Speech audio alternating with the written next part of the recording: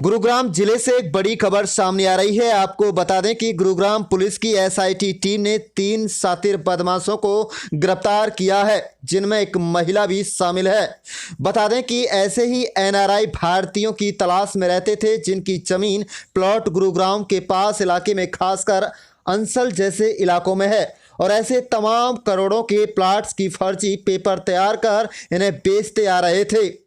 करोड़ों के फर्जीवाड़े में गिरफ्तार तीनों आरोपी पंजाब के रहने वाले हैं और तीनों पर पुलिस ने 1-1 लाख रुपए का इनाम घोषित किया हुआ था, जिन्हें सेक्टर 39 के गेस्ट हाउस से क्राइम यूनिट डीएलएफ फेज 3 से गिरफ्तार कर लिया गया है। आपको बता दें कि इन करोड़ों के फर्जीवाड़े में एसीपी क्राइम की माने तो इसके मास्टरमाइंड संजय कथुरिया और सोनू दोनों 2019 के बाद से फरार हैं, जिनके दुबई में होने की जानकारी मिल रही है। एसीपी क्राइम की माने तो इस फर्जी तरीके से प्लाट बेचे जाने के मामले में 523 करोड़ रुपए की ट्रांजैक्शन योजनाबद्ध तरीके से मास्टरमाइंड और उसके साथियों ने फर्जी बैंक अकाउंट होल्डर के अकाउंट में कराई गई है।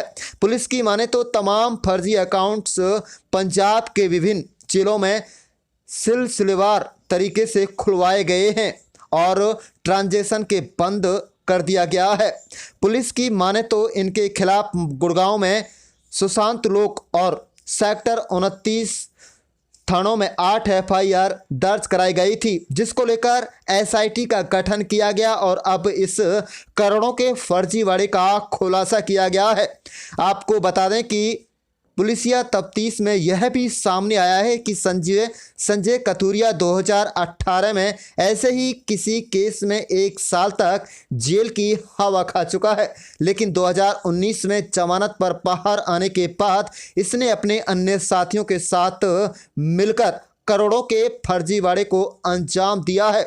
आप देख रहे हैं गुड़गांव से लियाकत अली की रिपोर्ट।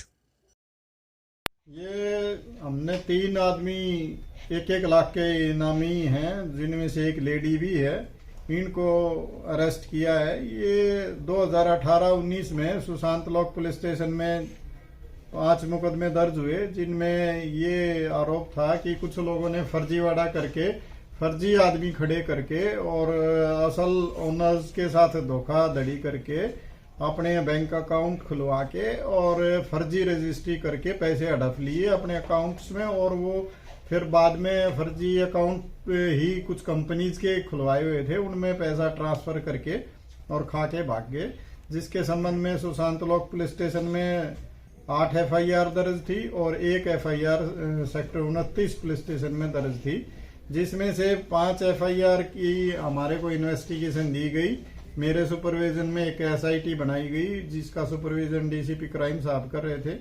उसको ये जिम्मेदारी दी गई कि इन लोगों को गिरफ्तार किया जाए, जिसपे हमने काम करते हुए हमारी क्राइम यूनिट सेक्टर डीएलएफ 4 ने काफी बेहतरीन काम किया इंस्पेक्टर नवीन की अध्यक्षता में, और उन्होंने इन 3 लोगों को, जो 5 जो चिन्हित अपराधी थे, उनमें से 3 आरोपियों को हमने गिरफ्तार कर लिया है, जिन पे हरियाणा सरकार ने 1-1 लाख रुपए के इनाम डिक्लेयर कर रखे। इनको 5 तारीख को हमने अरेस्ट किया था और उनको 6 तारीख को कोर्ट में प्रोड्यूस करके 10 तारीख तक उनका पुलिस रिमांड हमने लिया था और आज उनको अदालत में पेश किया है।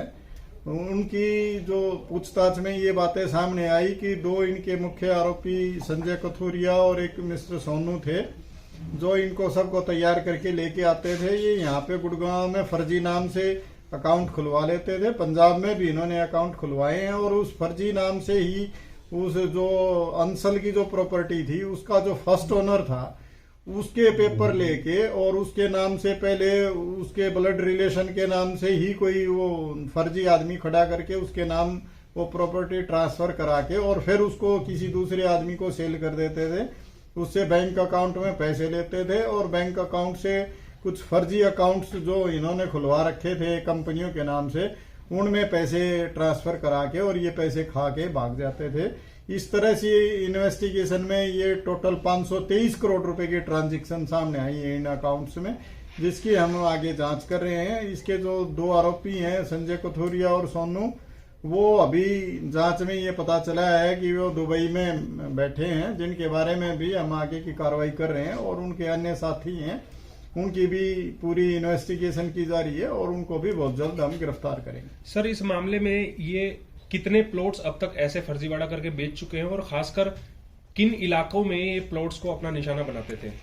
ये इनका खास टारगेट अंसल की प्रॉपर्टी रही है, उसमें हमारे यहाँ सुशांत लोक के इलाके में खासकर इनका और डीएलएफ के साथ लगता जो हमारा सेक्टर 29 पुलिस स्टेशन का इलाका है, वहाँ के ज्यादा प्लॉट्स हैं।